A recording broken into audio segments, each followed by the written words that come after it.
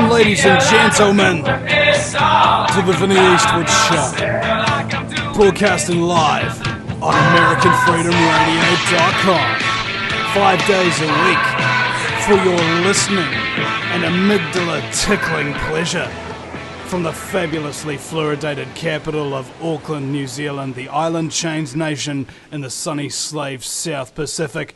We're also Fukushima irradiated as well as fluoridated. And everybody's got a part-time job as an incandescent light bulb to help the economy, which, because we're in charge of pretty much nothing, doesn't really matter one iota to the global economy, which is basically soon to collapse and wash us away in a tiny little island chain tidal wave fashion that we've all seen on TV too many times.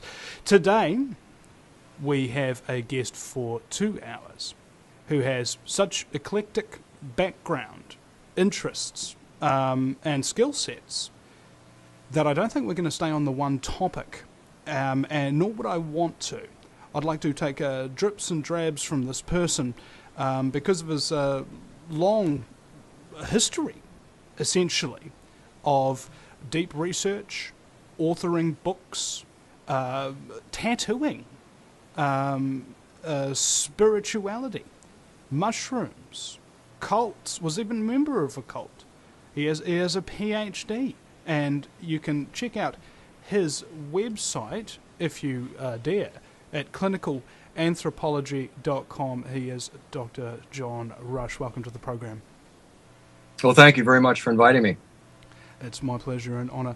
Now, the Jesus and mushrooms. This is a topic that I'd like to get into, but if there's any other prefacing or background to perhaps yourself that you might want to give listeners who are unaware of you, what would you say? Well, I think I would begin by telling you I'm an anthropologist. And, of course, that's a big buzzword these days. A lot of people, watch Bones on TV and so on. I'm a clinical anthropologist, which means I use anthropological concepts within clinical settings. And this is where hypnosis comes in, marriage and family communication therapy comes in, the use of herbs and tinctures, if you will, in terms of healing. So that's what a clinical anthropology is. Now, with this background, I also know about systems and how they work and how they fall apart. For example, why big systems like governments fall apart. It's very easy to understand why they do. And I think Jan Irving, in the interview you had with him, attempted to explain a little bit of that. And I really enjoyed that interview, by the way. Along with that, I manage a feral cat community. We have on the property right now about 17 cats on about an acre of land. The reason they can stay here without killing each other and so on, they're all fixed, they get fed. But there's a very big herb garden on the property. I bring students and staff over here from the college at which I teach, and I tell them about the herbs. I tell them about the substances used within these quote religious rituals.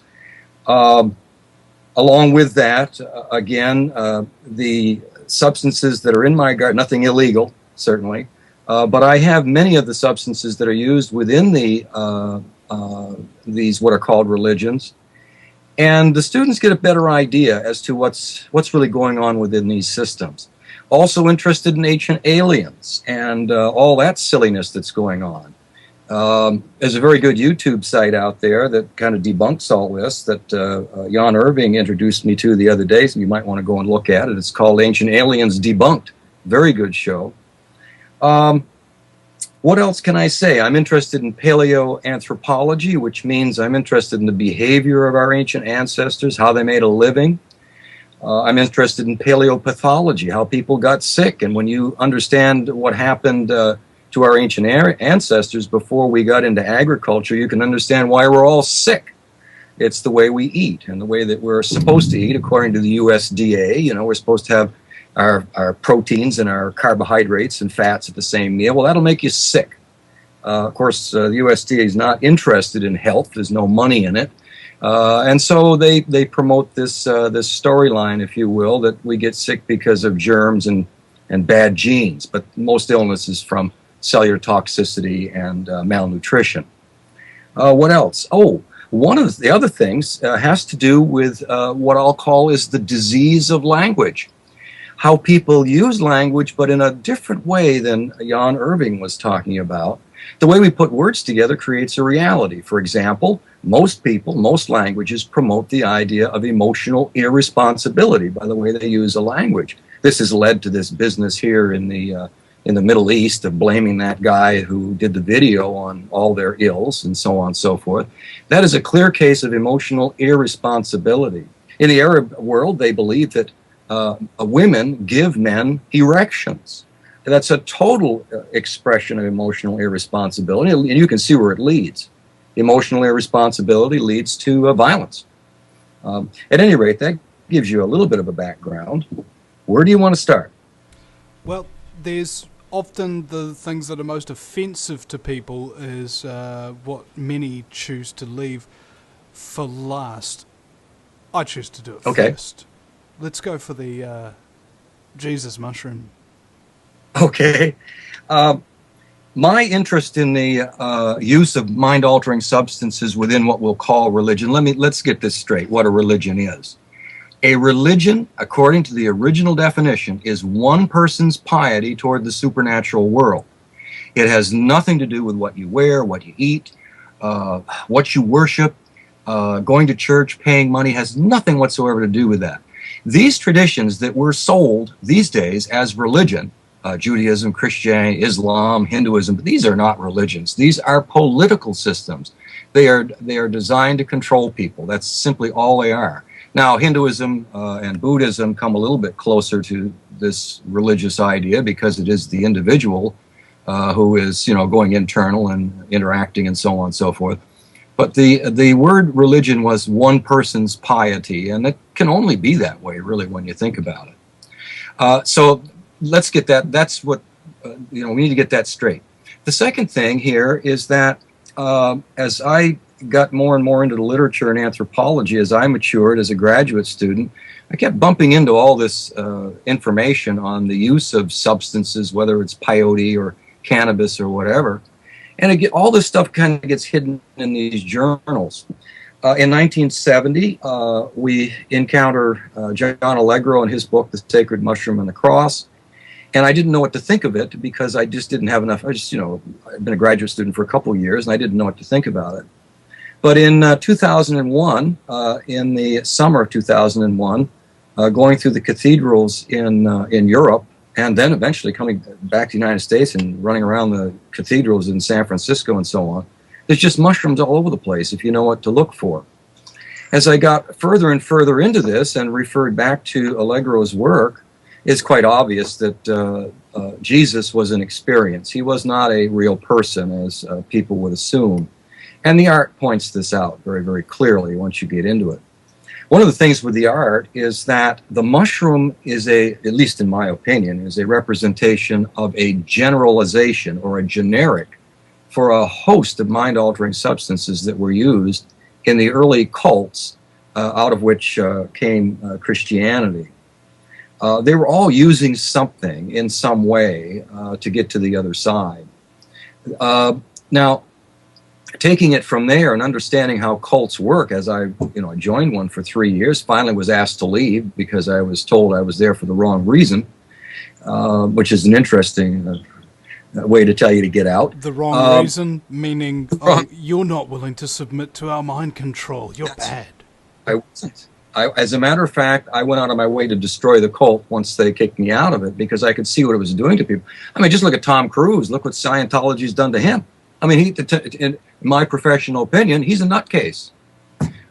Fortunately for him, he can play all these different roles and kind of avoid all that. But I don't think he has a role to play within normal society anymore, because of the way that they brainwash people. It's essentially what they do. Have you noticed that when people can become inordinately famous or powerful, they get so eccentric as to borderline on the complete insanity, and yet people love them for it?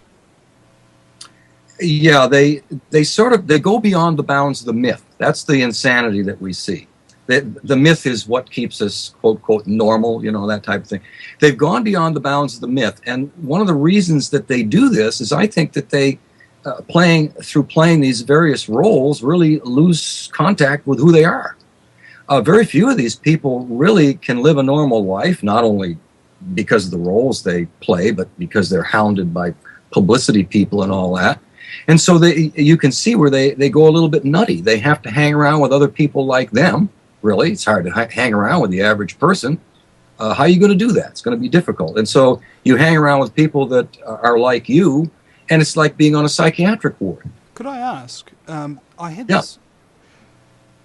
When you're an actor, you have to somehow get rid of that character after you finish playing them, sort of thing. Otherwise, part of that character kind of melds onto you, doesn't it? It sure does.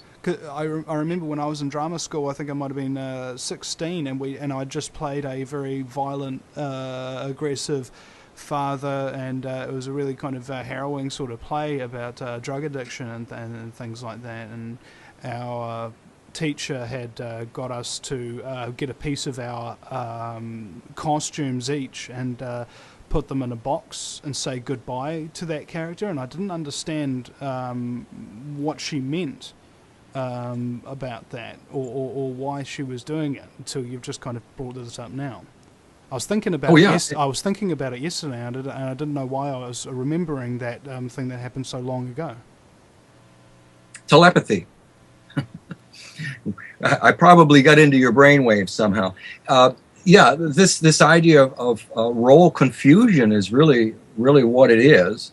In order to play that role effectively, you've got to get into it, and without a closing ritual, it's hard to get out of it. It's like a soldier. You go to boot camp, and they have to convert your secular psychology to that of a warrior. And this is what boot camp is all. That's why they're so brutal. And then you go in, you get in war, and you're in combat or whatever it is, and they have to perform a ritual to let you back in. But, you know, they've been deficient in doing this. And then you end up with post-traumatic stress syndrome. I dealt with many people in therapy with this. It's a therapeutic approach that's reasonably easy to deal with. You can get rid of people's traumas. There's ways to do this, and having them talk about the traumas is not the way to do it. It keeps them in the role. And so the issue with many of these actors, actresses, and so on, and some of their behavior can be attached to that. The goal here is know thyself. If you're going to be an actor, you damn well better know who you are starting out, or you're going to get really confused down the line. Is that similar to when people have take hallucinogens? It's best to do it in a safe place with people who are experienced and will look after you if something bad happens, kind of thing. In the acting world, it's a similar thing. You're having this very deep experience, because when you're playing a role very intensely, it's actually a lot of work and it's a lot of strain on the brain. To remember who you are at the end of it actually sometimes takes a bit of work. So is that something that would be in the same realm as this, as doing a trip of some kind? And bringing it back around, you mentioned taking on false characters or false characterizations through playing different roles, right? Could you bring that back around to Jesus and the Mushroom? Well, in terms of, if I understand what you mean here, in terms of taking these substances, they are better taken within a ritual setting, because you don't know how someone is going to react to a certain substance, whether it's cannabis or mescaline or whatever it is. Some people aren't mescaline people. Some people aren't scopolamine people. And you have to trust the people that you're with, certainly. I mean, you can use these substances. Well, this is what supposedly our mythic hero, Jesus, I don't think he ever existed, but whoever was there, and you can read this in the literature, where these bishops would convert people by taking them on a trip. And they could do this very, very effectively, because on that trip, whatever they're experiencing, that can be directed. That's the point of the ritual. So you go out and you take a substance. There's no ritual connected to it. You bump into these images. They're all in your head anyway. And if you've got poor self-image, whatever it is, you're probably going to have a bad trip. Ritual is... That happened to me once. I took mushrooms at a party, and my girlfriend was there, and I started to kind of feel this really... I started to feel nothing.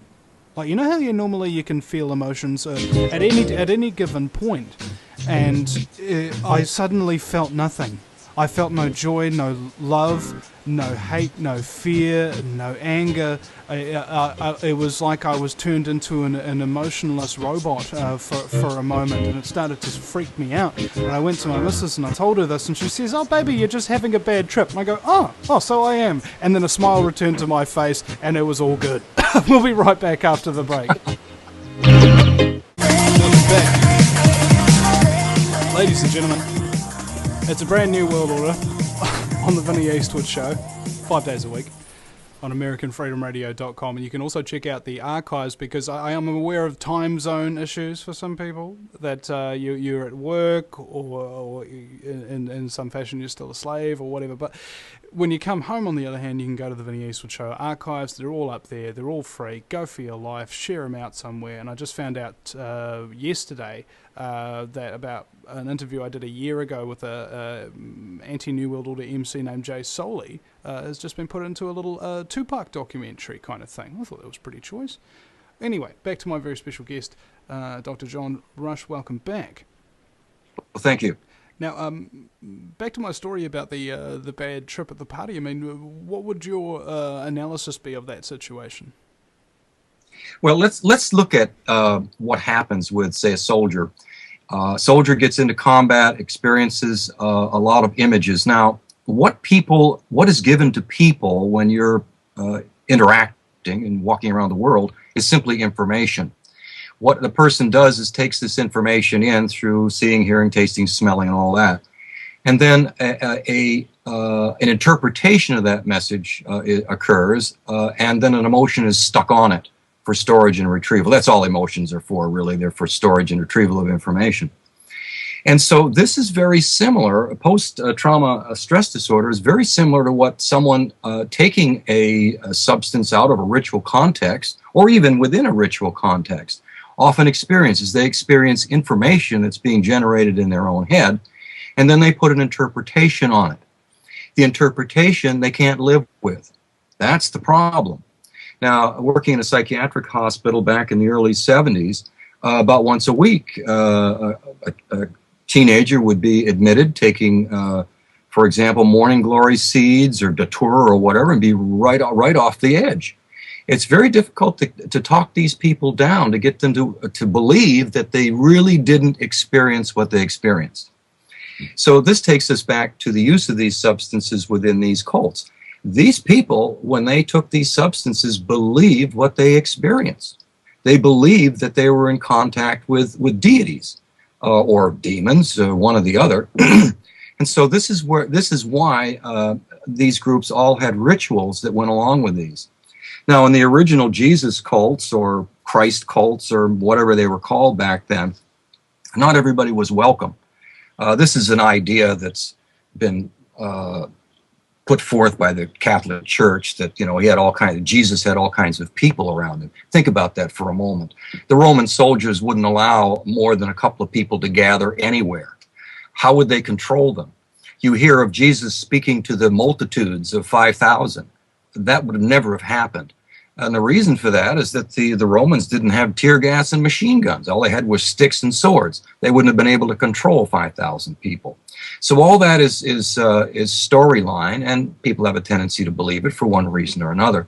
At any rate, in these small groups, this is how it worked. In order to gain entrance and have communion with the God, you were offered a riddle, a parable. And if you could answer the parable, then it suggested that you could think. They didn't want people who couldn't think coming into these cults. If you could answer the riddle, then you could commune with God. There were three things that seemed to be propagated in these groups, from what I can understand in the literature. Of course, these are kind of secret societies, hard to know. But essentially three things that do come into Christianity, and that is, know thyself, seek knowledge, and be a decent person. That's really all the original cults were about. They weren't interested in warfare or taking over or anything like that. They were very, very different from the Jewish tradition. But at any rate, bad trips, you're likely to have something like that outside of a ritual context. Does that mean within the ritual context it's extremely unlikely or nigh on impossible? Well, it can happen. It certainly happens. But to have somebody down, with you that you trust, who can kind of talk you down and simply say to you, just having a bad trip, it's all happening in your head, you know. A person who cannot distinguish, for example, under the influence of alcohol, the difference between real and drug real, is probably going to have a problem with all of these substances. Maybe not cannabis, but maybe. But some of these, if you can't distinguish that on your own, stay away from these substances. That's what I found as well. I've had many friends over the years taking substances for the first time and have very bad reactions to them. And they're like, no, bro, I'm going to stick with my beer. That's very, very good with me. I don't go out of control. I know how to distinguish myself from that. It's all good. I'm done. Well, the other thing too is that going these substances that really take you to the inner level, like cannabis, for example, and you start putting thoughts together. Some people put thoughts together that they would love to suppress. So that's another area wherein people can have a bad trip as you start to recombine information. So an aspect of these cults, and I think an aspect of the consumption of the Eucharist or that which you're going to get to the other side, is to know yourself, the difference between the self that came in here before taking the substance and then you afterwards. This would have been a very important aspect, I think, anyway, in terms of these particular cults. We don't have anything like organized, and I don't care what the scholars say out there. You can't trust what a lot of these people say anyway. I don't think we've got anything that resembles Christianity in any way, shape, or form until after about 312 of the current era. And this is when they start inventing all of these different gospels and everything. Gospel, by the way, does not mean somebody's book. The book is a metaphor for the mushroom. Gospel is God's spell, and that's what you get into when you take the substance. Well, in Revelation, go ahead. That's something that I always defined as being, you have to have a purpose to go on these experiences and to take a trip. I don't think that just sitting around by yourself with flashing lights and partying around is actually kind of the thing, because I find that whenever I'm in a block in my life, like a mental block, like I feel like I'm in a rut. Instead of meditating or working on things and taking years and years and spending that on it, I'll simply have a hallucinogenic experience, and I will think very, very deeply and commune with my trusted friends, and I will get over invariably anything that was holding me back. And within a day or two afterwards, I've been supercharged in my life and my creativity, and it's as if I've removed barriers.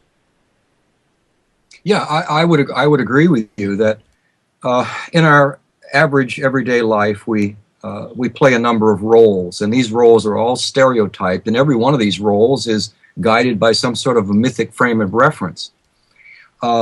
You bump into situations where you need new information. As did our ancestors in their small communities. And when they needed new information, they didn't wait around for somebody to get sick or have a fever or have a near-death experience. The shaman took a substance, went to the other side, came up with new information, and came back and delivered it to the group. These substances allowed us to survive. There's a high survival value with these. Now, in this new book that's coming out, that I'm editing, Jan Irving has a wonderful article in it, we get to see that the use of these substances had great survival value because they did allow us to go to another place. They did allow us to get past the the world we get stuck in when we play our everyday roles, and to see information. It's well known that Watson and Crick, that DNA model, came out of an LSD experience. So these are things that have been sort of withheld from the public in terms of the usefulness of these substances. But I think your initial statement, it's useful to have some sort of a purpose before you take the stuff. You know, what are you trying to do with this? Do you want new information? You want insights about yourself? You want insights about the world, and so you have a plan. That, to me, other than that, by taking these things, you're just wasting it, I think. It becomes a waste of money and a waste of time. Mescaline, I've done mescaline. I grow San Pedro cacti. I got them all over the property. I don't like mescaline. I don't have time for a 12-hour trip. I really don't. And if it's not a guided experience, you don't know if you're asleep, you're awake. It's not a pleasant thing. I'm not a mescaline person. Scopolamine's a little different. But again, for me, other than, say, cannabis, but all these other substances, you're better off taking them in a ritual setting, because even our ancestors, even the tribal groups that are still around today that use these, when they give these substances to young people as a rite of passage, there's always somebody there guiding them. They just don't let them wander off into the woods. That would be a very, very dangerous thing to do. Well, speaking of wandering off in the woods, I was seeing this movie 300 recently, and in order to create the finest soldiers, they cast the child out into the wilderness for a time, and he's forced to fight. He's forced to survive. Basically, you either return a man or you don't return at all. And I was trying to think about this, relaying it to people in fields of research or activism, filmmaking, things like that. You actually really do have to go it alone sometimes in order to develop without anybody's help. Do you think that's the case as well, or is it so much better with guidance every time? Oh, I don't think you need guidance every time. Let me clarify that. I don't think that's really necessary, but you've got to understand what is going to happen in the experience and your ability to alter it, control it, use it. It's like daydreaming. That is a form of hypnosis. Like lucid dreaming? Or lucid dreaming. Or this is hypnosis, but it's difficult to guide it. That's the problem with it. But once you've had experience with it a few times, then you can, and then you can go it alone. But the real ingredient here is knowing the difference between drug reel and real reel. If you can't tell that, stay away from this stuff. I don't care how many times you take it, because you're going to get in trouble with it. More people get in trouble with alcohol because they cannot distinguish real reel from drug reel. They get in cars and they drive, they get in fights, and so on and so forth. It's very important to stop yourself, and I think there's only been one time when I felt that I was definitely too drunk to drive, and I just got my mate to drive me home, and there you go. Even though I was like pouring out of myself and absolutely sick as a dog, I still had the capacity of thought and motor skills to give my keys to my sober friend and get into the passenger seat of my own car and have him drive me home. You know, just because you're out of it doesn't mean you should lose your head. Yeah, and you can see how many people lose their head when they're out of it. And again, getting experience with these substances, although maybe not the best word for it, but getting some sort of idea as to what's going to happen, being able to anticipate the future. Is very important. I mean, we do a lot of things to try and do this, and with a mind-altering substance, it's no different. I did take mescaline one time after I'd finished community service for being arrested at the age of 19, and I was wondering where to go in my life because I'd finished all the vineyard work was up for the summer. I wasn't enrolled in university, and I was wondering which direction to go in my life. And for the first 6 hours, it was just this very heavy, kind of slightly queasy body stone. But for the next 6 hours, it was It was like I could see through myself in time, if you know what I mean. Like I could commune with my future self and ask him questions. Oh yeah. And he told me to go to Auckland University and to get a job in telesales. And those two experiences wound up basically giving me the skills and the basically the trauma going through those sorts of things, and learning how your ideas don't matter in university and getting marked D for a brilliant essay because the marker didn't agree, with my point of view that television was bad. All of these bad experiences, I think, actually gave me the skills and the experience that I need to do what I'm doing now, which I think is far more important. Oh, I agree with you. It's a difficult world at best in terms of everyone's dealings with their everyday life. And these substances can be used to go in there and access information. Now, there's a theory out there that perhaps through the use of some of these substances, we actually communicate with our DNA.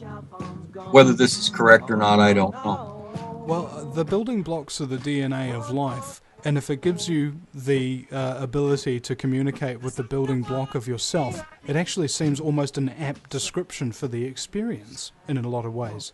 We'll be right back with Dr. John Rush just after the break. The New World Order theme song. Nowhere to run to, baby. Nowhere to hide. Got nowhere to run to, baby. Nowhere to hide. Welcome back. It's not love. Ladies and gentlemen, you listen to the Vinny Eastwood Show. Broadcasting live from the future. We're always a day ahead of the Americans, which makes this such a poignant new show. It's a shame I don't choose to read out articles most of the time because we're always spending 2 hours interviewing a guest. But that's going to be changing, ladies and gentlemen. We're going to be having a new format starting next week-ish, where we will be doing about an hour of news, the first hour, and then have a very special guest popping in for the second hour. And we've also got a lot of other different videos and interviews that are done off-air that are uploaded directly to the YouTube channel, Mr. News Guerrilla Media, all available for free. I hope you can check that out if you've got the time. Speaking of which, we also upload the normal shows to that, and I do the webcam. So for those of you who are actually watching on those, you can see my my t-shirt here. It's got the, the WWF logo with the little panda. Well, I've got a WTF logo instead, with a little panda with the little raised eyebrow, and you go, what? Classic. And I thought, and I don't know, forgive me if this is disrespectful, John, but I thought that would be an appropriate T-shirt for this interview with you, because so many of the things that you discuss, that would be the response you'd get from most people. WTF?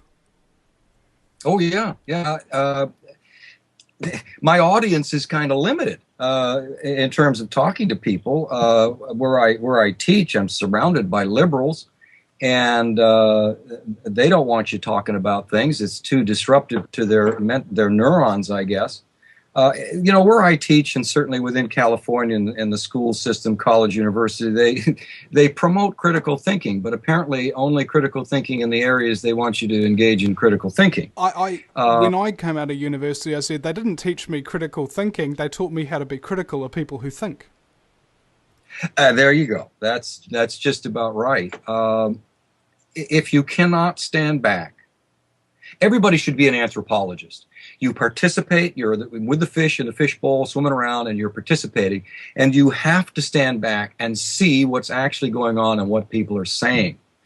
And by doing that, you can get a pretty good idea of what's kind of going on around you. Most people don't do that. They're sort of in a bubble with other people. And in that bubble with other people, that is the information that they use to run their lives. You got to go outside the bubble. You really have to go outside the bounds of the myth, and society doesn't like you doing that. And that's why we have, all these restrictions on drugs. Now, I'm not advocating people take drugs. I'm not saying that at all. What I'm saying is that to have laws restricting these things, and there's a misunderstanding as to what these substances are, that's simply control. And I don't think it's really appropriate or healthy. Well, the systems of control, I find, they're not actually designed to give people control. It's designed to control people. Oh, absolutely. You have to control. And as we were talking at break, we can see, for example, with large societies, whether we call it Britain or Germany or whatever, and these larger groups, United States, even Australia, they're made up of interlocking tribes of people. And these tribes have limited membership, and they have limited membership because we're a small group animal. We are biologically designed to operate in small groups. And in these small groups, there are three basic ideas. One is a will to life, and this is biologic. Anyone pushed against the wall will fight for their life. I mean, it's just part of us. The second thing is we engage sex and eat to maintain that life, and then we want to feel important in our group. And any political organization that does not recognize these three things and tries to control people with a central government, particularly when you've got millions of people, it'll fail. Because the people in the central government form their own little groups, and they look after their own needs and interests, which have nothing to do with the people back home that hired them. Because of our small group nature, all administration, use of money, and so on has to be local. It's the local people that know what's to be done, not people in Washington. These people are so out of touch with the world. Just look at it. Now, in order to have a sane society, you need quality information. Turn on NBC News. What do you get? I don't know what it is, but it certainly is not news. All of these organizations are like that. And so if a person doesn't NBC mean nothing but crap? I watch them because my wife is a liberal, and so she has the Today Show on, so I get subjected to that. But that's okay. I don't mind watching that because I hear their point of view. And then I'll switch over to Fox News or Rush Limbaugh or Sullivan or whoever it is and try to pull in more information. I mean, they're all biased. I understand that. But here's the point. If a person doesn't have quality information, if the information is distorted or skewed in some way or other, an individual can't make a quality decision. The regime that runs the United States right now, I'm just flabbergasted with the amount of lies, deception, the extortion that went on with this health bill that Obama put through, the bribery that has gone on, the giving of money to unions as slush funds for political means so that money can be sent back to the politicians that are guaranteeing the money to them so that they can run their political campaigns. I mean, this is just a travesty. And when I'm surrounded by PhDs, and these people's heads are full of mush. It's hard to comprehend this. You've got this person who's got this doctorate in psychology, or this person doctorate in sociology. They maybe know something about sociology or psychology, but they have no idea what's going on in the world around them. Why? Because they don't have access to quality information. Any society that tries to do what this regime is doing with information is going to fail. And if Obama gets elected again, I don't see the United States as being the United States anymore. He can invoke executive order. He can get people off the hook who are out there killing people, this Fast and Furious thing connected to the Defense Department, not the Defense Department, but the FBI and the DEA and all that. I mean, this is just a tragedy. And they did all that Fast and Furious in order to get our guns. That's the other thing. Why do we have guns? Why is that in our Constitution or the Bill of Rights? Why? Well, it's to protect us from the government and the police. I've been in countries, I've lived in countries where people could not defend themselves, and I saw what happened to these people. And there's no way in the world that I'm going to allow that to happen to me. Now, if other people want to hand their guns in, go ahead. I'm not. So we have some problems here. I mean, these are not just minor problems. This is not just one political party against another political party. This is the survival of a nation. And people just don't get it.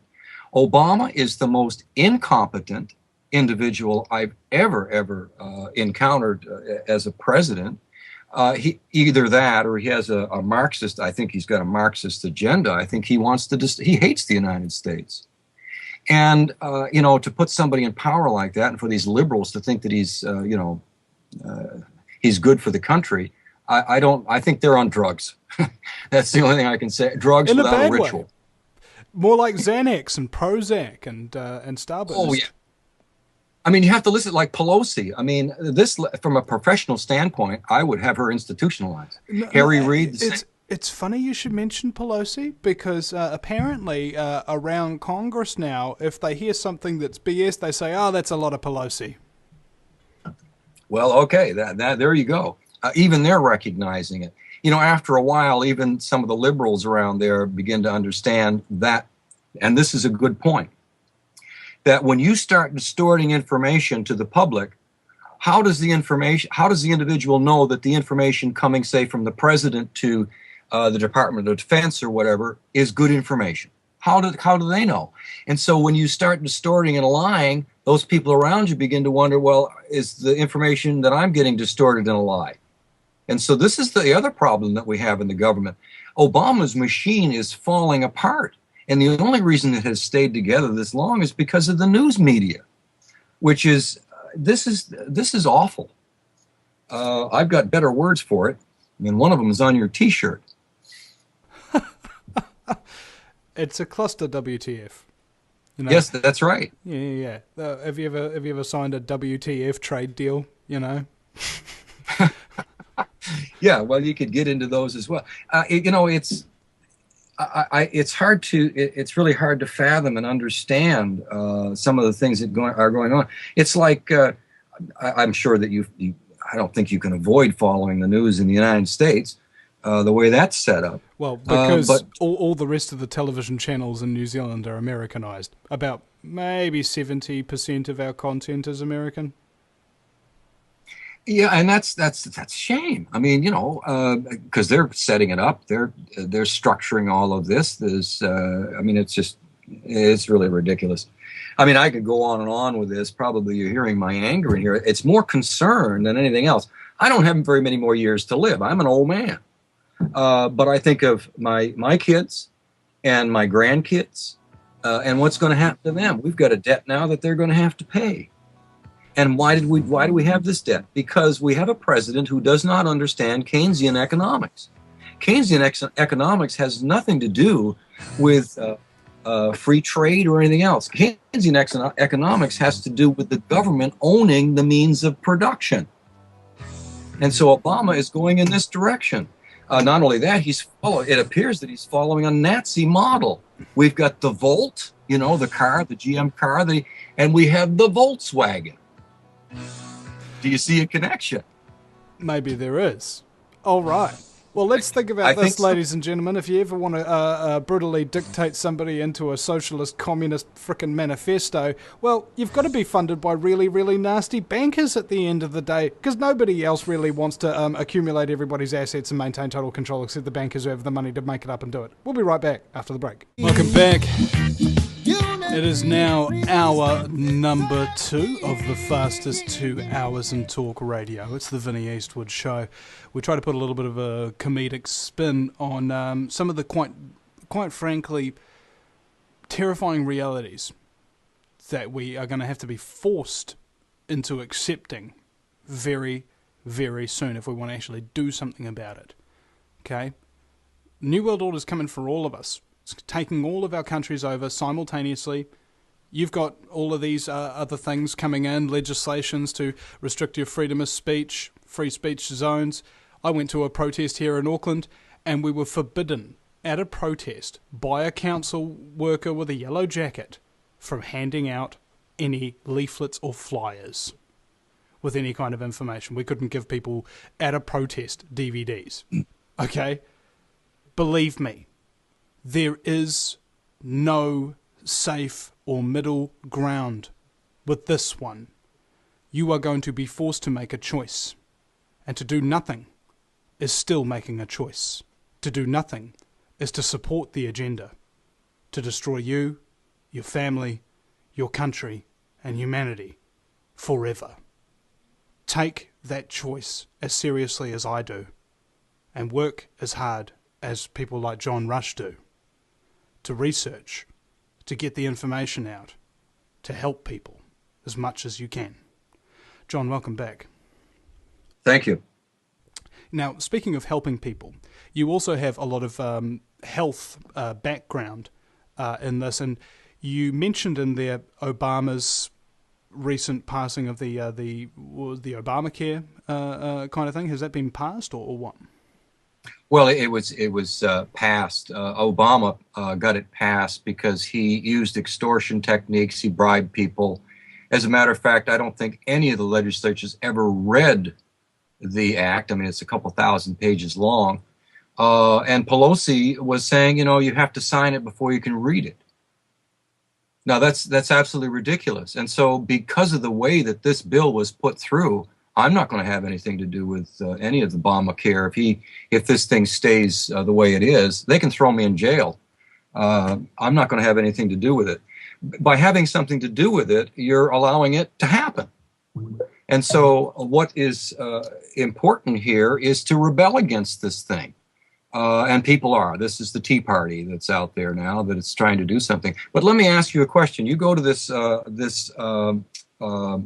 meeting where people are trying to say something. You're handing out literature. Now, in New Zealand, have they taken away your guns? We have very severe gun restriction in New Zealand. If you want anything that holds a clip of 7 or more rounds, you need a safe, and it needs to be bolted to the wall and the floor, which means very few people who are renting will ever be able to own any kind of firearm, to put it bluntly. And in order to have a handgun, you need to do 12 appearances at a shooting range per year by mandate just to keep your license. Yeah. And it's well, incredibly expensive. There's yearly fees for having your gun licenses in some cases, depending on the type of weaponry you have. It's illegal to pop a 30-round clip into a weapon in any other situation other than a firing range. If you are attacked in your home and your attacker is not armed with a gun, you're not allowed to use your guns against them. Otherwise, you get done for manslaughter if you hurt or kill them. Yeah. See, this is done for the benefit of the police and the government. The laws in the United States, or the Bill of Rights, telling us that we can have and bear arms, is designed not for personal protection against the guy next door. This is, I use a baseball bat. No ways, to fire a gun in a house at night, you're going to blind yourself and you're probably going to shoot the neighbor. The gun is for protecting yourself from the government and the police. And the police will, because I worked for the police for years. I worked with the Board of Corrections here in California for 20 years, rode with the police in many areas of the United States. And they will tell you that when they know that somebody is armed with a legitimate, concealed weapon permit, and the person has a gun, they communicate with that person very differently than if that person is unarmed. They're nicer, they're more polite, and that's the point. Anytime the government is afraid of the people, that's the win. When the people are afraid of the government, and that's what we're getting to be because we've become so dependent on them, that's a bad, bad situation. Because you just have to look at your history. People forget history. That is rapid fading. I don't know how that happens. Maybe it's too much sugar. At any rate, I want to come back to another subject here that we kind of approached before, and that is a statement made and has been capitalized on Obama to show you how information is distorted. Ramsey said, maybe you're aware of this, Ramsey said when he was kind of off, the mic was still on and somebody taped it, that 40, he wasn't interested in the 44% of people because they were dependent on the government and they were, and so on and so forth. And that has been used to sort of demonize Romney, suggesting he doesn't care about half the United States. What he was actually saying is that 47% of the public in the United States, citizens in the United States, are in one way or another getting money from the government. Now, here's the dirty little secret. When you get to a point of about 60% of the people taking money from the government, it's all over. It's absolutely all over. The government controls everything at that point. And this is what Obama is going for. And I'm scared to death of this because the average person out there doesn't want to get money taken away, or they think money is going to be taken away. And so they tend to continue to vote in this direction. And what they're doing is they're throwing away their freedom. Anytime you're taking money from the government and you get to a certain point of taking so much, if you don't take that money, you're going to starve to death. And so this is the dependency, which is sick. It's a sick dependency. It's been created by the politicians. And this is what Romney was referring to. It's not that he doesn't like 47% of the population. What he's saying is that these people are dependent on the government. They're probably not going to vote for him. That's all he was saying. And this dependency leads to a sick society. You see, it comes back to our animal nature and our need to feel important in a group. If men aren't pursuing some sort of a career, if they're not doing something so they think that they are contributing, they get depressed. Why is that? Because in our small groups, everybody cooperated, and we've cooperated for a particular goal. Now, within all of this, we have two issues. Women represent nature, and men are in service to this nature. And so when men are out of work, deep inside, and the women are working, they get angry. They get frustrated for no other reason other than this biological need to do something. And so when you get people dependent on the government and they're sitting home eating bonbons, drinking beer or whatever, underneath all of that, they do feel pretty useless. And they justify it. They justify it by arguing against, really, getting out and doing something. They get so used to doing this and taking a check from the government. And so this anger then that they feel that's deep inside because they know there's something telling them genetically that they need to do something. This is what the politicians play with to get them to go out there and picket and so on and so forth. Talk about being totally controlled. Well, yeah, I'm getting Social Security, not very much, but I paid into it for 50 years or whatever it was. So I'm getting back what I already, and I'll never get it all back. I won't live that long to get it all back. But that's all the dependency that I will ever accept from the government. I was thinking this earlier as well, is that when you have nothing to catch you, you tend to want to try and catch yourself, right? Right, absolutely. If there ain't no catch net out there for you, if there ain't no automatic $50 accommodation supplements, is what we've got here in New Zealand, John. And so many people are, when they can't afford to pay a little bit more rent or something, instead of just thinking, you know what, how can I make more money? How can I expand my business? How can I make some cash on the side? How can I do all that? Instead of thinking that, they go, oh, Daddy, give us a handout. And they become dependent on it. And it actually stagnates them, and they wind up doing a job much, much too long, because they're dependent on both that job's income and the government handout in order to make ends meet. If there was no government handout, they would have been forced through necessity to find a way that didn't currently occur to them to make ends meet.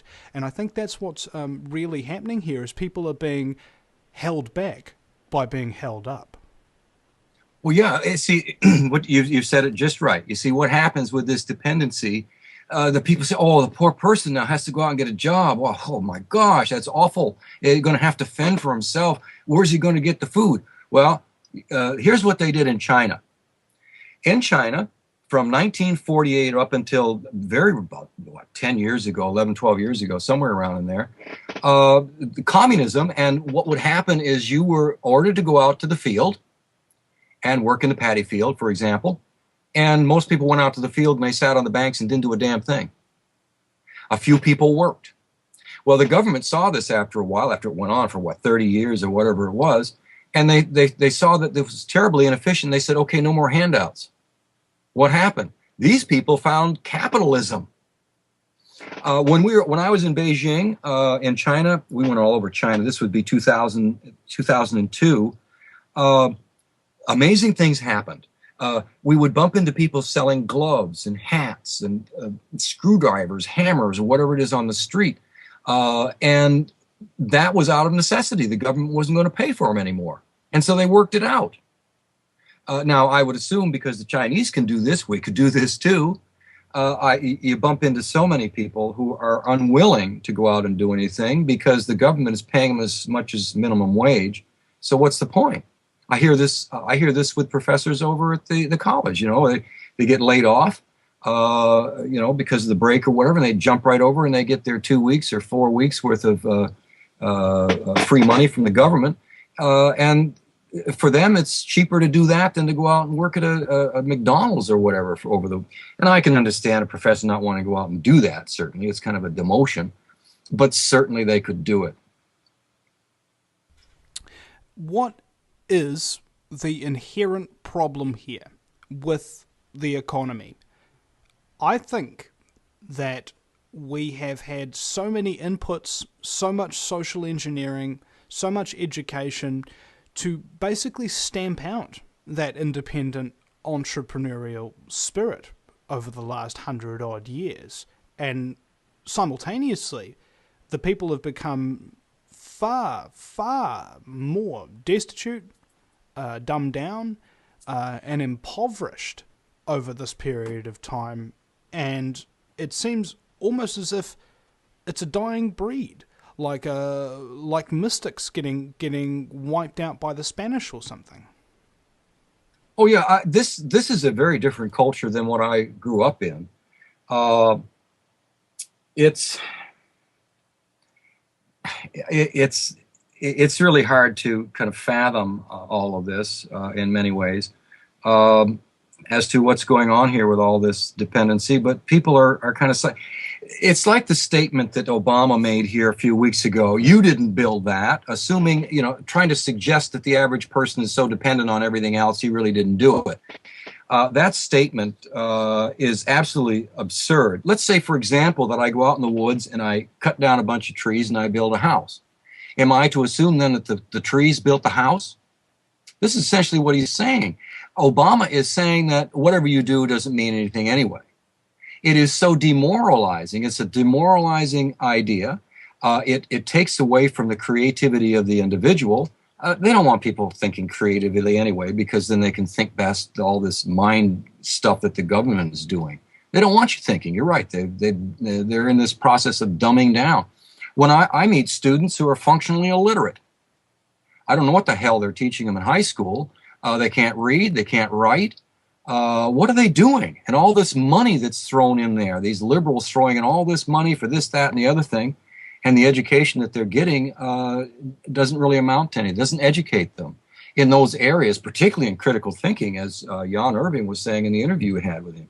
There's no critical thinking is what they want you to get into critical thinking with in certain areas, but not in areas that might lead you into a really creative mood or whatever it might be. Really disturbing. Can you deal with being disturbed if you're doing nothing about it? You have to distract yourself from it. And sure enough, in America, there is a vast array of distractions and entertainments, the most entertained population in the world, and conversely, the least informed. Oh yeah, I often wonder, where do people get this time to Twitter and do all this stuff? I don't Twitter. I don't even do. I can barely get through my emails because I've got 3 sources that I have to go to get them in the morning. It takes me a while to do that. but I've got other things to do rather than sit on my butt and Twitter to people and to read some of these silly things out there. It's like, watching TV, watching people making clothes out of chocolate. I mean, what a dumbing down. Cupcake wars. I mean, this is all wonderful diversion, but what does it do for the individual? The human brain, the human individual is so creative. All you have to do is look around to see this, and we don't promote it these days. Well, that's because when you've got creativity, you can problem solve. Problem solving gives you power. You don't need somebody else to solve your problems. You can take responsibility and get them done. The problem is, when you empower people, it makes them impossible to control. We'll be right back after the break at thevinnieeastwoodshow.com. Welcome back, ladies and gentlemen. You listen to the Vinny Eastwood Show, broadcasting live on AmericanFreedomRadio.com 5 days a week, live from the future. Yeah, I'll give you some real up-to-date news and stuff. And now, I was talking over the break with my very special guest, John Rush, about tattooing. Turns out he's tattooed from neck to knees and knows quite a bit about it. And you know who doesn't know nothing about tattoos and doesn't even have one? Me. So I'd like to allow you to expand on just what is tattooing? What does it mean? What do they represent? Is there something deeper, spiritual, or something going on here? Well, an anthropologist goes about research in a very unique way.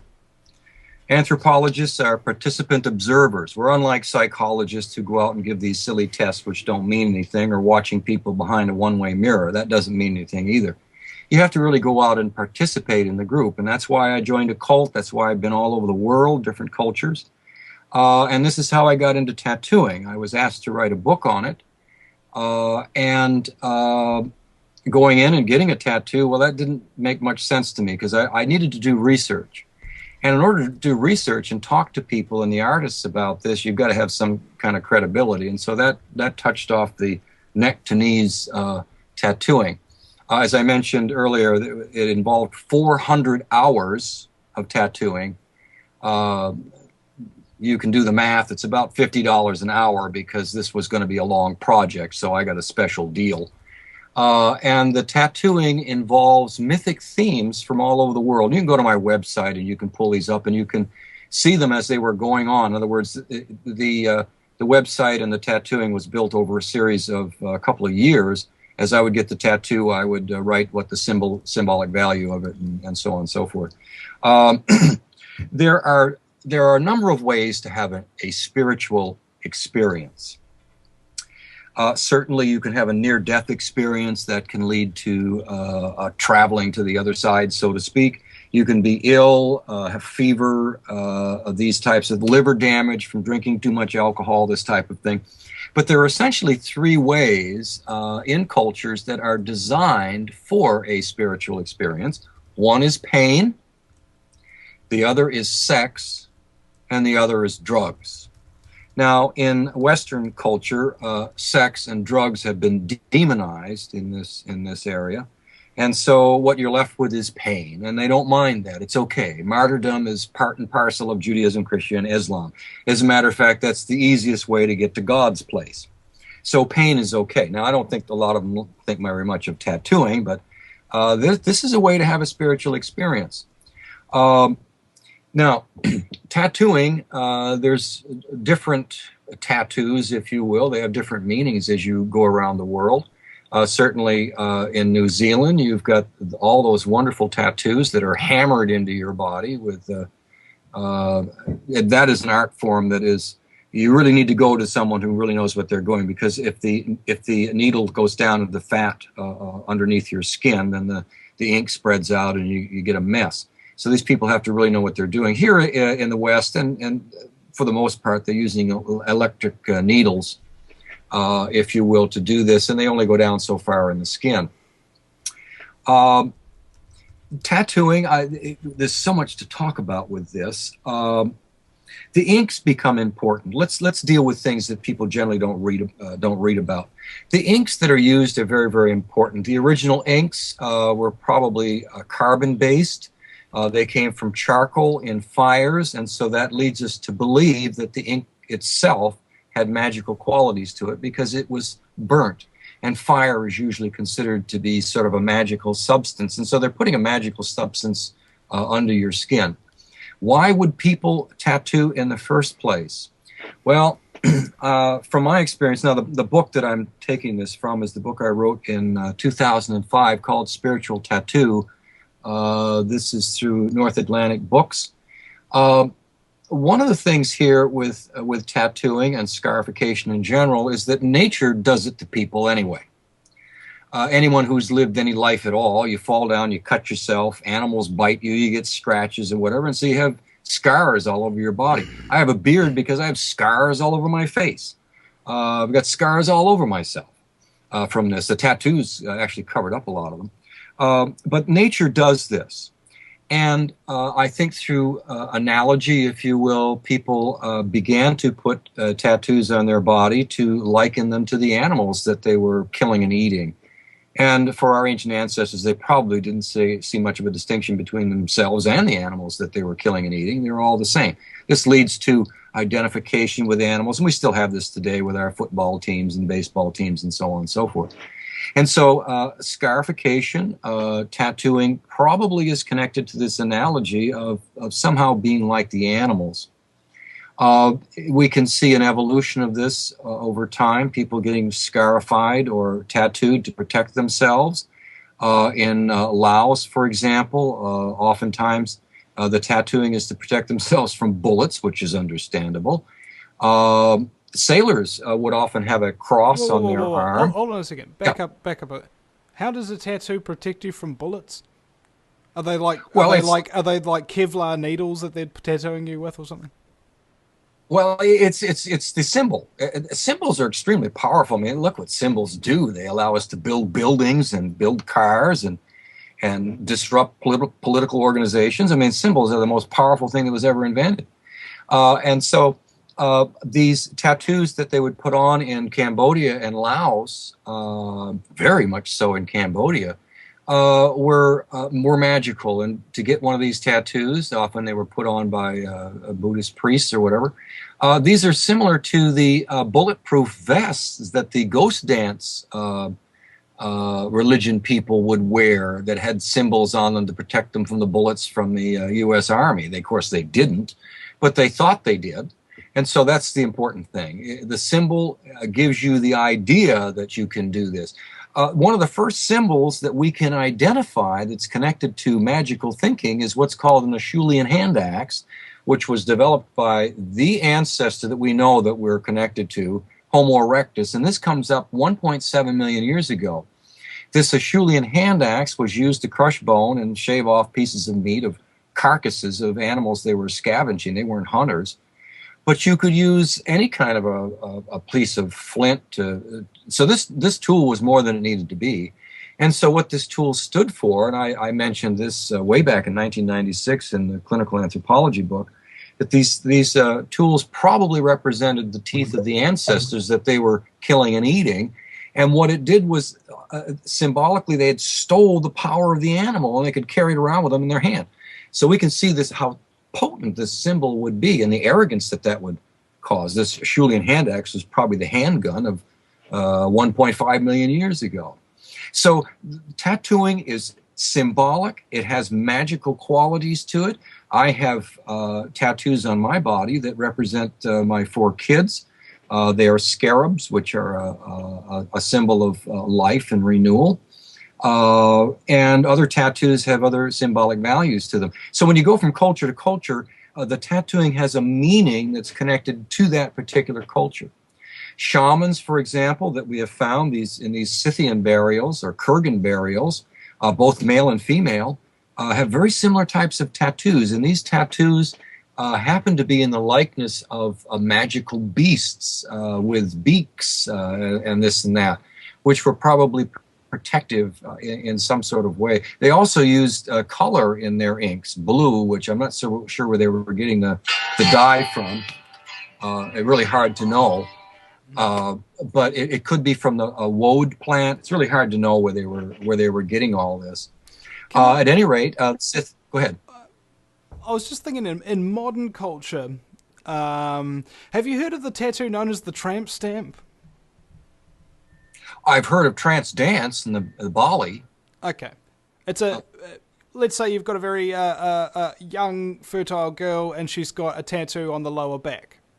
Tramp stamp. The trance, the tramp stamp. Yeah. TRAMP. Oh, yeah. Tramp. You like a tramp? Yeah. Yeah. So you've not heard of this?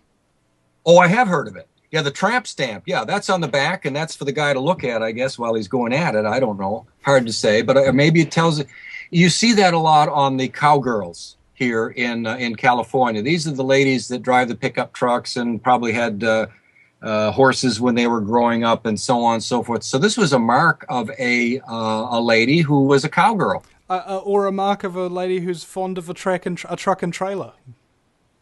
Yeah, yeah. Or sometimes they may be prostitutes. Usually it's just a lady who's a cowgirl and likes to get into the male world of trucks and horses and all that kind of stuff. Mm-hmm. But it's a tramp stamp. Yeah. So is there any real deeper meaning? I mean, do they actually know that they're going into this for that particular reason, or are tattoos and where they're positioned and what kind of tattoos are they sort of somebody's intuition in a way, or are there real deep meanings and reasoning that should be going forth, or is it a little bit of both? Well, I think it's a little bit of both, but there's often something rather deep or profound. And these, none of my tattoos show. I could walk around with a T-shirt and shorts, and you'd never know I had any tattoos. But you do find those tattoos that are a signal to the men, for example, to stay away, and that would be a butterfly. Butterflies are very prominent amongst the lesbian community. It's telling you that they have morphed or they have become something else. For whatever reason, so that has a very deep meaning to it. And someone who's going to display that and tell people that that is their sexual preference, that has to have some really deep, significant meaning to it. Other types of tattoos that you find, for example, somebody's name or a rose with a knife stuck through it. I have a number of interpretations in the book there, the spiritual tattoo book. One of the ladies has a rose with a knife through it, and asking her what it means, and she says, "Well, I'm kind of sweet, but watch out, I'll stick you." And she will. She's a very caustic lady, and she uses humor like Roseanne Barr. And you wouldn't want to be at the receiver of some of her wit. She's very clever, and that's what that means. But just looking at it, you might not get the point of it. So there's a deep meaning here, and many times the tattoo reveals it. Other times it's hard to know what it means. Mm. And you said, of course, that that whole getting drunk and getting a tattoo in Vegas doesn't happen very often at all. So in general, there is something very highly either analytical or expressive or spiritual going on when people go and make a permanent mark on yourself. It's saying that this is me and I'm willing to have it on me permanently. I thought you didn't know anything about tattooing.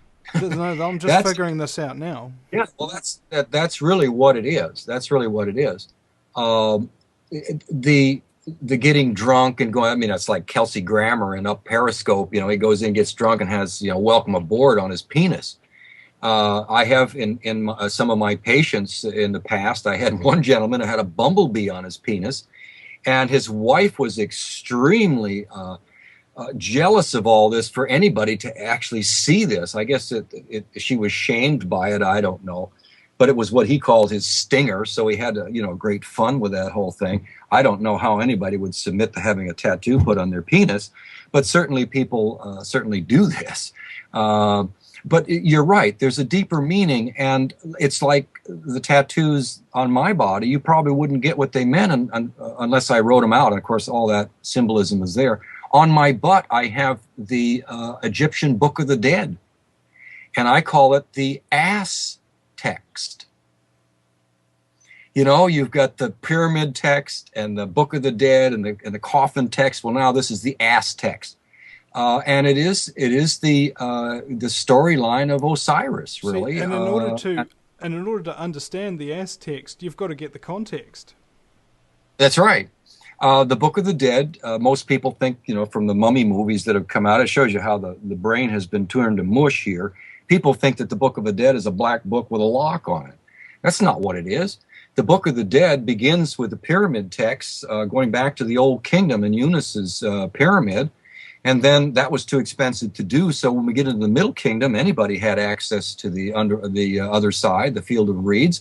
And so they started doing what are called coffin texts, where they would put the magic spells and all that to get through the underworld on the coffin.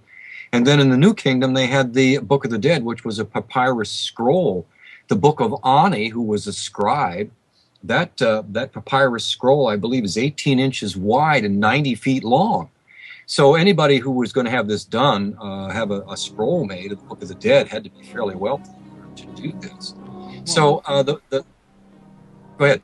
Well, I was just saying we're coming up to break, and when you're looking at movies, when you're looking at pop culture referencing, there's always a heck of a lot more going on, ladies and gentlemen, and there's a lot of disinformation. So if you want to define your life through movies, don't. We'll be right back after the break. Welcome back. You listen to the Vinny Eastwood Show. It's the final segment here, and I say this many times on the show because I think it's just classic. If you've ever seen the movie 2012, in it he says, "I thought we'd have more time," and that's how I always feel when you come to the end of 2 hours with a great guest. You just wish you had more time.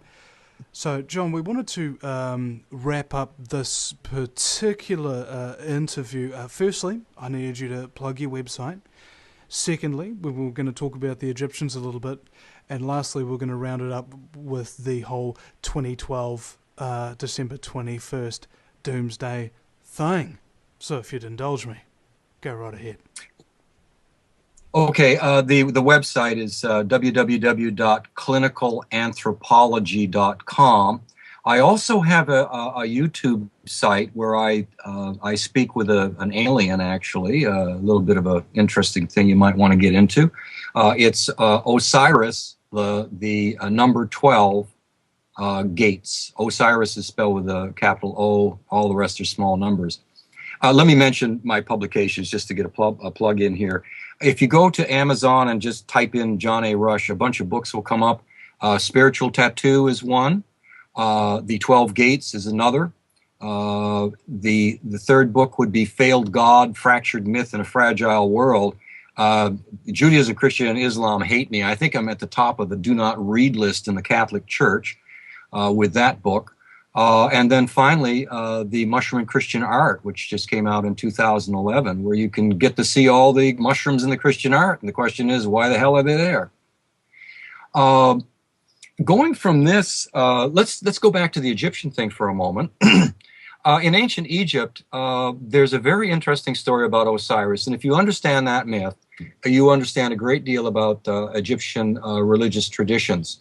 There are so many things that come out of ancient Egypt that come into Christianity and Judaism and so on. But there's one thing that's very important to us here, and that is the number 72. The number 72 is connected to the number of attendants who come out once Osiris is put into a coffin that exactly fits him. This is sort of the glass slipper thing. And they wrap iron bands around this and they drown him. I won't tell you the whole story because we don't have enough time, but they drown Osiris in the Nile. Those 72 attendants that come out is a connection to what's called precession. Or if you look up into the heavens, to make this simple, if you look up into the heavens and if you wait 72 years, the zodiac will move 1 degree of arc. If you multiply 72 times 360, you come up with a number 25,920. That is the grand cycle. if you will. So as we look up in the heavens, if you wait 25,920 years, it'll come back to where it is. All the cultures that I've studied so far, the advanced cultures anyway, Mayan, Aztec, Hinduism, ancient Egypt, Europe, and so on, they have this number 72. So they all were aware of this. So what the hell does it mean? Well, let's go to the date, December 21st, 2012, which according to the Mayan calendar is the end of the 5th time period for them.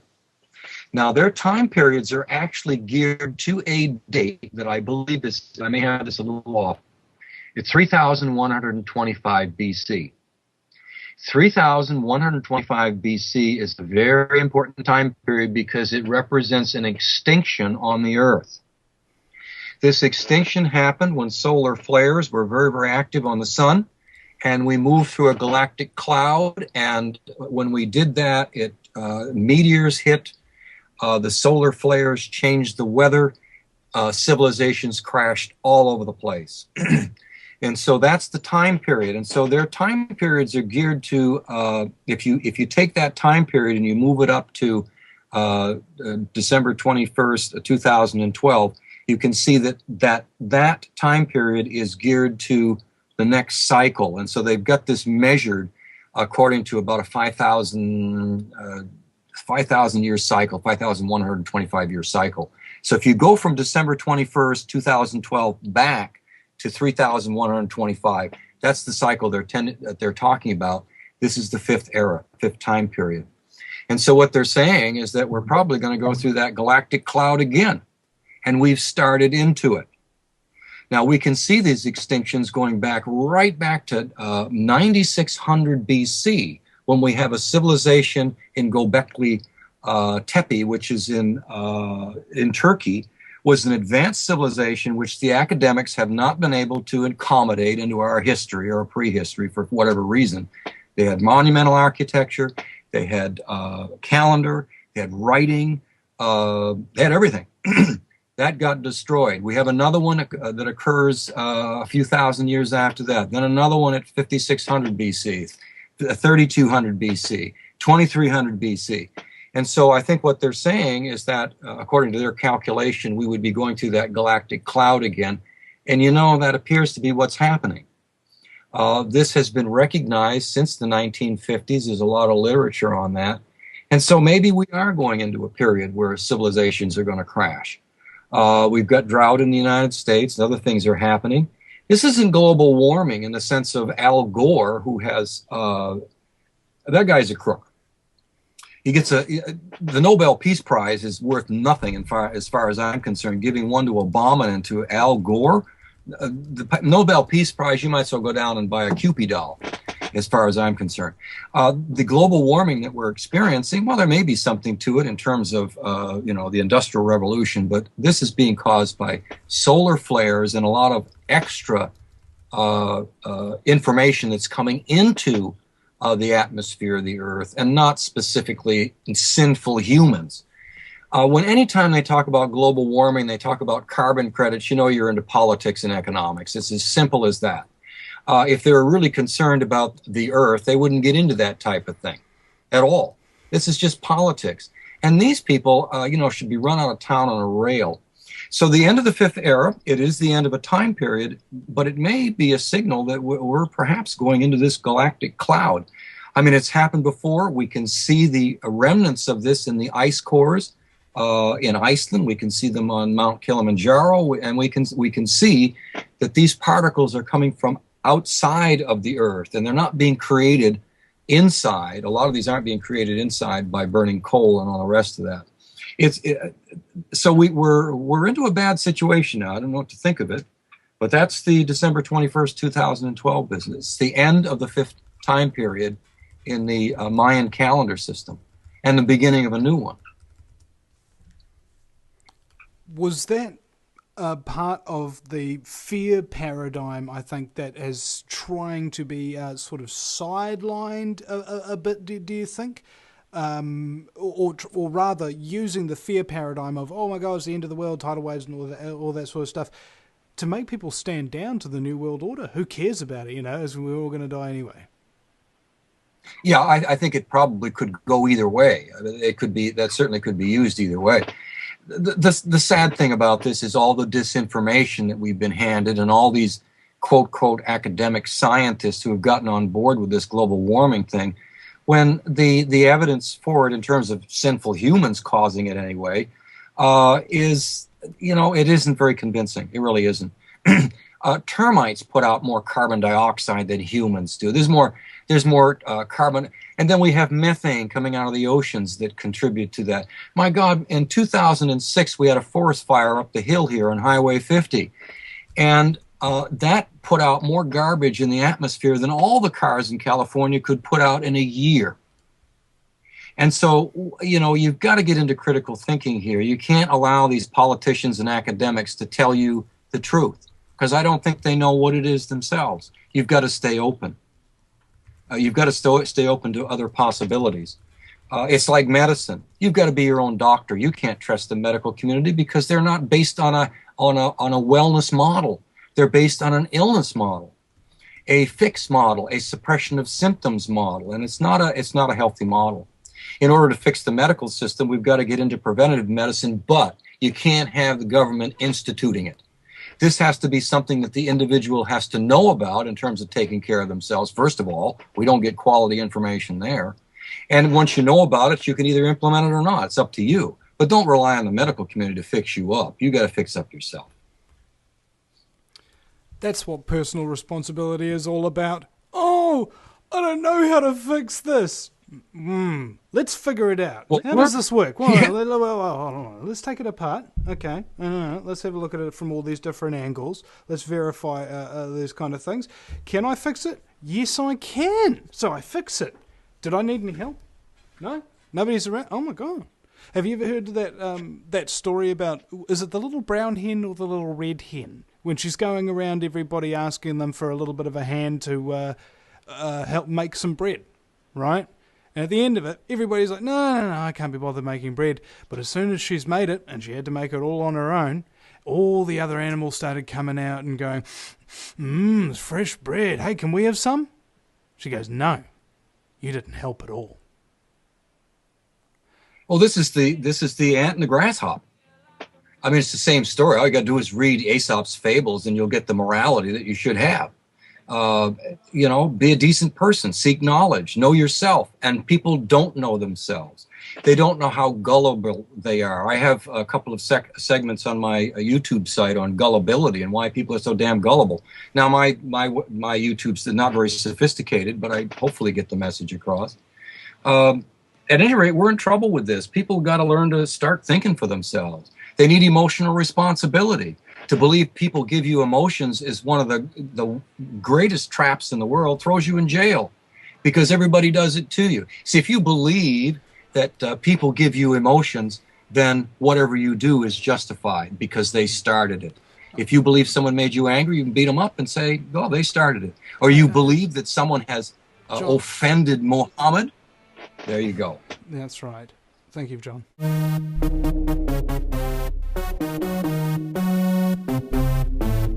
Total expression of emotional irresponsibility, and you can see where it leads. Emotional irresponsibility leads to violence. At any rate, that gives you a little bit of a background. Where do you want to start? Well, there's often the things that are most offensive to people is what many choose to leave for last. I choose to do it first. Let's go for the Jesus mushroom. Okay. My interest in the use of mind-altering substances within what we'll call religion, let's get this straight, what a religion is. A religion, according to the original definition, is one person's piety toward the supernatural world. It has nothing to do with what you wear, what you eat, what you worship. Going to church, paying money has nothing whatsoever to do with that. These traditions that were sold these days as religion, Judaism, Christianity, Islam, Hinduism, but these are not religions. These are political systems. They are designed to control people. That's simply all they are. Now, Hinduism and Buddhism come a little bit closer to this religious idea because it is the individual who is, going internal and interacting and so on and so forth. But the word religion was one person's piety, and it can only be that way, really, when you think about it. So let's get that. That's what we need to get that straight. The second thing here is that as I got more and more into the literature and anthropology, as I matured as a graduate student, I kept bumping into all this information on the use of substances, whether it's peyote or cannabis or whatever. And all this stuff kind of gets hidden in these journals. In 1970, we encounter John Allegro and these what are called religions. And the students get a better idea as to what's really going on within these systems. Also interested in ancient aliens and all that silliness that's going on. There's a very good YouTube site out there that kind of debunks all this that Jan Irving introduced me to the other day, so you might want to go and look at it. It's called Ancient Aliens Debunked. Very good show. What else can I say? I'm interested in paleoanthropology, which means I'm interested in the behavior of our ancient ancestors, how they made a living. I'm interested in paleopathology, how people got sick. And when you understand what happened to our ancient ancestors before we got into agriculture, you can understand why we're all sick. It's the way we eat and the way that we're supposed to eat according to the USDA. We're supposed to have our proteins and our carbohydrates and fats at the same meal. Well, that'll make you sick. Of course, the USDA is not interested in health. There's no money in it. And so they promote this storyline, if you will, that we get sick because of germs and bad genes. But most illness is from cellular toxicity and malnutrition. What else? Oh, one of the other things has to do with what I'll call is the disease of language. How people use language, but in a different way than Jan Irving was talking about. The way we put words together creates a reality. For example, most languages promote the idea of emotional irresponsibility by the way they use a language. This has led to this business here in the Middle East of blaming that guy who did the video on all their ills and so on and so forth. That is a clear case of emotional irresponsibility. In the Arab world, they believe that women give men erections.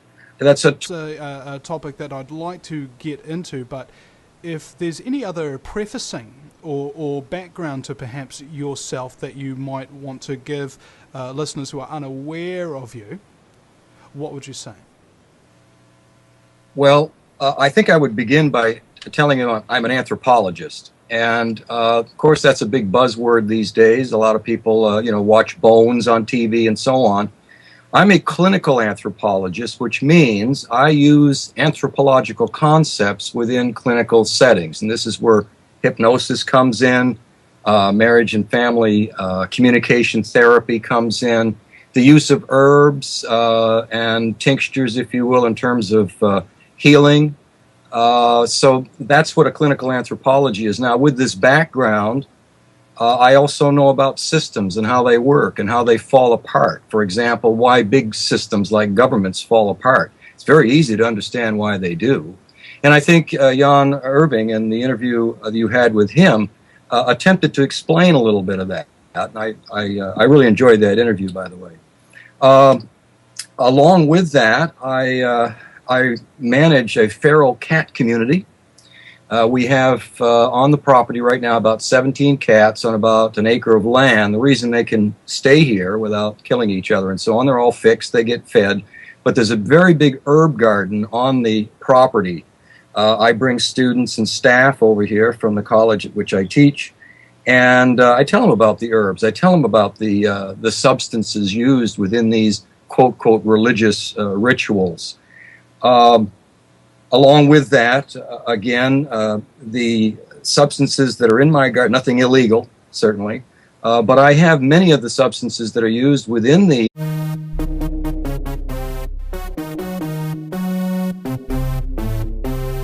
Welcome, ladies and gentlemen, to the Vinny Eastwood Show, broadcasting live on AmericanFreedomRadio.com, 5 days a week, for your listening and amygdala-tickling pleasure. From the fabulously fluoridated capital of Auckland, New Zealand, the island chains nation in the sunny slave South Pacific, We're also Fukushima irradiated as well as fluoridated, and everybody's got a part-time job as an incandescent light bulb to help the economy, which, because we're in charge of pretty much nothing, doesn't really matter one iota to the global economy, which is basically soon to collapse and wash us away in a tiny little island chain tidal wave fashion that we've all seen on TV too many times. Today, we have a guest for 2 hours who has such eclectic background, interests, and skill sets that I don't think we're going to stay on the one topic, and nor would I want to. I'd like to take drips and drabs from this person because of his long history, essentially, of deep research, authoring books, tattooing, spirituality, mushrooms, cults, was even a member of a cult. He has a PhD, and you can check out his website, if you dare, at clinicalanthropology.com. He is Dr. John Rush. Welcome to the program. Well, thank you very much for inviting me. It's my pleasure and honor. Now, the Jesus and mushrooms. This is His book, The Sacred Mushroom and the Cross. And I didn't know what to think of it because I just didn't have enough. I'd been a graduate student for a couple of years, and I didn't know what to think about it. But in 2001, in the summer of 2001, going through the cathedrals in Europe, and then eventually coming back to the United States and running around the cathedrals in San Francisco and so on, there's just mushrooms all over the place if you know what to look for. As I got further and further into this and referred back to Allegro's work, it's quite obvious that Jesus was an experience. He was not a real person, as people would assume. And the art points this out very, very clearly once you get into it. One of the things with the art is that the mushroom is at least in my opinion, is a representation of a generalization or a generic for a host of mind-altering substances that were used in the early cults, out of which came Christianity. They were all using something in some way to get to the other side. Now, taking it from there and understanding how cults work, as I joined one for 3 years, finally was asked to leave because I was told I was there for the wrong reason, which is an interesting way to tell you to get out. the wrong reason, meaning you're not willing to submit to our mind control. You're bad. I wasn't. As a matter of fact, I went out of my way to destroy the cult once they kicked me out of it because I could see what it was doing to people. I mean, just look at Tom Cruise. Look what Scientology's done to him. I mean, in my professional opinion, he's a nutcase. Fortunately for him, he can play all these different roles and kind of avoid all that. But I don't think he has a role to play within normal society anymore, because of the way that they brainwash people. It's essentially